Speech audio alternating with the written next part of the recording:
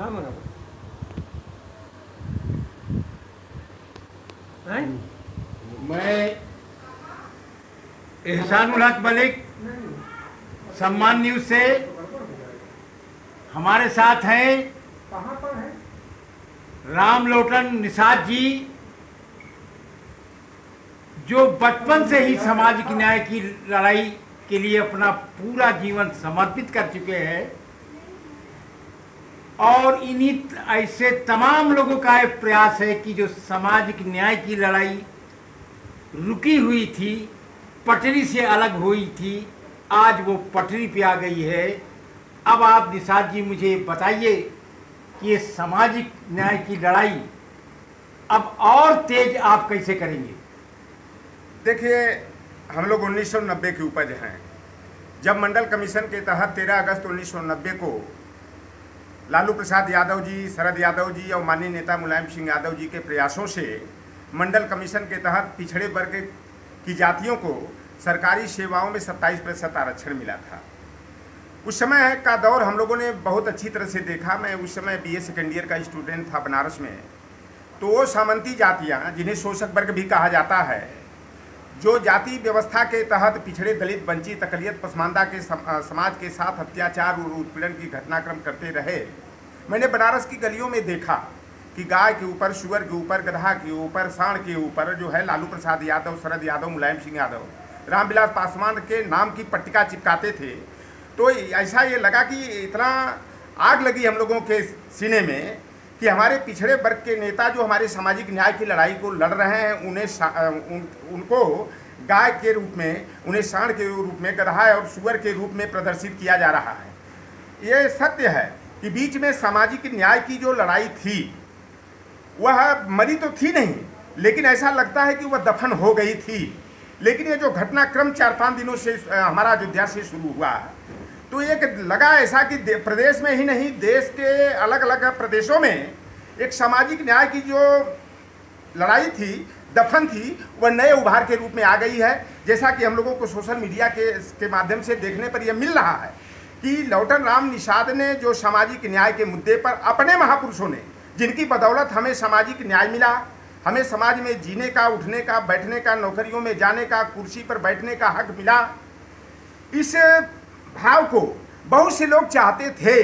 लेकिन लोटन राम के साथ जो एक्शन और रिएक्शन हुआ, राजनीतिक और सामाजिक घटनाक्रम हुआ, तो लोगों को लगा कि अब सामाजिक न्याय की लड़ाई को तेज करना चाहिए। और मैं तो यह मांग उठाता रहा हूं, लेकिन उतना तीव्रता उसमें नहीं रही कि जैसा कि 2010 का घटनाक्रम रहा कि संसद में हमारे नेताओं ने, पिछड़े वर्ग के नेता लालू प्रसाद यादव जी, मुलायम सिंह यादव, शरद यादव आदि ने संसद में उठाया था कि जिस तरह से SC/ST की धार्मिक अल्पसंख्यक की जनगणना की जाती है, उसी तरह से OBC की भी जातिगत जनगणना होनी चाहिए। मनमोहन सिंह जी के नेतृत्व में जो UPA 2 की सरकार थी, संसद के अंदर यह संकल्प लिया था कि सेंसद 2011 में हम OBC की जातिगत जनगणना कराएंगे। जब OBC जनगणना का परिपत्र आया तो सारे कालम, 16 कालम उसमें थे, लेकिन OBC का कालम साइलेंट कर दिया गया। वही घटनाक्रम की 2018 के दौर में जाते हैं, तत्कालीन गृह मंत्री राजनाथ सिंह जी ने सेंसस कमिश्नर की, रजिस्ट्रार जनरल ऑफ इंडिया की, जनगणना विभाग के अधिकारियों और कर्मचारियों की एक मीटिंग दिल्ली में बुला करके यह घोषणा किए थे कि सेंसस 2021 में OBC की स्पेशली जातिगत जनगणना हम कराएंगे। लेकिन जो परिपत्र अभी जनगणना का आया है, उसमें OBC का कालम गायब है। मैं आपके सम्मान चैनल के माध्यम से मैं जानना चाहता हूं अपने नेताओं से, चाहे जितने भी किसी भी दल के नेता हों, कि जब SC/ST की जनगणना करके उसकी जनसंख्या को उजागर किया जा सकता है, धार्मिक अल्पसंख्यकों की जनगणना को उजागर किया जा सकता है, तो OBC की जनगणना कराने से सरकारें पीछे क्यों हटती हैं? OBC की भी जनगणना उजागर होनी चाहिए। जैसा कि हमने देखा 2011 के सेंसस की जब 15 जून 2016 को मोदी की सरकार ने जब जनगणना रिपोर्ट उजागर किया, तो उसमें SC/ST की जनगणना उजागर कर दी गई। धार्मिक अल्पसंख्यक, जिसमें मुस्लिम हो, जैन है, बौद्ध है, पारसी है, यहूदी है, यहाँ तक कि प्रकृति में विश्वास रखने वाले, जिन्हें रेसलर कहा जाता है, उनकी भी जनगणना को घोषित कर दिया गया। यही नहीं, ट्रांसजेंडर हिजड़ों की भी जनसंख्या को उजागर कर दिया गया, दिव्यांगों की कर दिया गया। मोदी की सरकार जो है गाय को आधार कार्ड देने की बात करती है, कछुआ और घड़ियाल की, शेर और मगरमच्छ की गणना कराती है, लेकिन ओबीसी की जनगणना कराने में आखिर भाजपा की सरकार, जो संघ नियंत्रित सरकार है, वह पीछे क्यों हटती है? हमारी अब लड़ाई और तेज होगी। लौटन राम पद से हटाए गए हैं, लेकिन हमारा सामाजिक प्लेटफार्म है। मैं विभिन्न पसमानदा समाज के हों, चाहे हमारे दलित वर्ग के संगठन हों, चाहे ओबीसी का प्रेजेंटेशन करने वाले सामाजिक संगठन हैं, सारे संगठनों को एक मंच पर ला करके हम लोगों की यह मांग अब उठेगी कि सेंसस 2021 में ओबीसी की जातिगत जनगणना होनी चाहिए। और जिस तरह से SC/ST को सरकारी सेवाओं में, पदोन्नति में और विधायिका में समानुपाती आरक्षण मिलता है, तो ओबीसी को भी विधायिका और कार्यपालिका में ही नहीं, न्यायपालिका में, निजी क्षेत्रों में, उपक्रमों और संस्थानों में भी ओबीसी को समानुपाती आरक्षण मिलना चाहिए। एक बहुत बड़ी विडंबना है। कहा जाता है लोकतंत्र के 4 स्तंभ है, कार्यपालिका है, विधायिका है, न्यायपालिका है और पत्रकारिता है। पत्रकारिता में आप जैसे कहीं कहीं लोग उसी तरह दिखाई देते हैं जैसे रेगिस्तान में कोई बबूल और नागफनी का पेड़ दिखाई देता है। उसी तरह पत्रकारिता जगत में हमारे पसमानदा और पिछड़े वर्ग के, दलित वर्ग के एकाध कहीं कहीं पत्रकार बेचारे दिखाई देते हैं, और कहीं कहीं ऐसे पत्रकार दिखाई देते हैं कि वह अपनी इच्छा से किसी समाचार का न तो लेखन प्रकाशन कर सकते, न तो उसका प्रसारण कर सकते हैं, क्योंकि मीडिया घराने का व्यक्ति सामाजिक न्याय का दुश्मन है।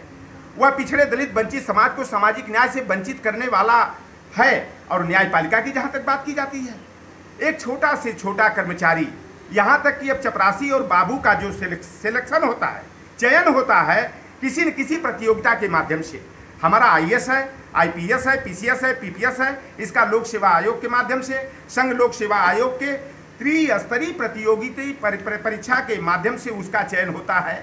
लेकिन न्यायपालिका में जो उच्च न्यायपालिका का जज बनता है, वह CJI मुख्य न्यायाधीश जो होते हैं, उनकी अध्यक्षता में 5 जजों की एक समिति बनती है, जिसे कॉलेजियम सिस्टम कहा जाता है। और कॉलेजियम सिस्टम के माध्यम से जो है वह समिति अपने भाई को, भतीजा को, अपने नातेदार को, रिश्तेदार को, और अब तक जब तक उच्च न्यायपालिका का गठन हुआ है, 200 से 250 परिवार जो 3-4 जातियों से संबंधित हैं, उच्चतम न्यायालय में, उच्च न्यायालय में अभी तक उन्हीं के न्यायाधीश होते रहे हैं। और कहा जाता है कि न्यायपालिका निष्पक्ष होती है। मैं न्यायपालिका की निष्पक्षता पर प्रश्न चिन्ह नहीं खड़ा करूं कि लालू प्रसाद यादव जी ने चारा घोटाला की जांच के लिए एक समिति बनाया था। वहां जगन्नाथ मिश्रा जी 10 वर्षों तक जो है कि बिहार सूबा के मुख्यमंत्री थे, उनके कार्यकाल में जो है चारा घोटाला हुआ। लेकिन जो न्यायपालिका का जातिवाद उभर करके सामने आ गया कि जगन्नाथ मिश्रा को बेल, लालू प्रसाद यादव को जेल हुआ। हरियाणा का घटनाक्रम अभी 6 महीना हुआ होगा, जब JJP पार्टी जो है 10 सीट जीत करके हरियाणा में जो है कि किंग मेकर के रूप में उभरी। दुष्यंत चौटाला की पार्टी और दुष्यंत चौटाला के पिता अजय चौटाला सरकारी नौकरियों में अनियमितता बरतने के कारण और कुछ और भ्रष्टाचार के मामलों में जेल में बंद थे। और जब JJP भाजपा से गठबंधन कर ली, तो अजय चौटाला के पेरोल के लिए 10:13 पर पेरोल की अर्जी बनती है, और 10:32 पर जो है पेरोल की अर्जी स्वीकृत कर दी जाती है, और 1 घंटा के अंदर जो है उन्हें जेल से बाहर किया जा सकता है। तो क्या यह न्यायपालिका पर नहीं माना जाए कि राजनीतिक दबाव होता है? जो आज की न्यायपालिका है वह राजनीति के इशारे पर, सरकार की इशारे पर चलती है। एक घटनाक्रम महाराष्ट्र का भी देख लीजिए कि अजीत पवार जो शरद पवार के भतीजे हैं, उन पर 27,000 करोड़ सिंचाई घोटाला के साथ साथ 9 घोटालों का आरोप लगा हुआ था। लेकिन जब वो भाजपा के खेमे में चले गए, देवेंद्र फडणवीस को मुख्यमंत्री बनाने के लिए चले गए, तो उनको दूध का धूला घोषित कर दिया गया। उनके भ्रष्टाचार के मामले सारे खत्म कर दिए गए। इसलिए मेरी यह मांग है और मेरी लड़ाई अब होगी कि ओबीसी की जातिगत जनगणना होनी चाहिए। ओबीसी को कार्यपालिका में, विधायिका में, न्यायपालिका में, पदोन्नति में, निजी क्षेत्रों और संस्थानों में निजीकरण के माध्यम से जो हमारे आरक्षण को, हमारे प्रतिनिधित्व को कुंद किया जा रहा है, हमें जनसंख्या अनुपाती आरक्षण मिलना चाहिए। कॉलेजियम सिस्टम बंद करके संघ लोक सेवा आयोग के माध्यम से, जिस तरह से प्रतियोगी परीक्षा के माध्यम से लोक सेवकों का चयन होता है, जनता के द्वारा जन सेवकों का चयन होता है, सांसद, विधायक का, पार्षद का और ग्राम प्रधान का होता है, और उसे ये न्यायपालिका का कॉलेजियम सिस्टम से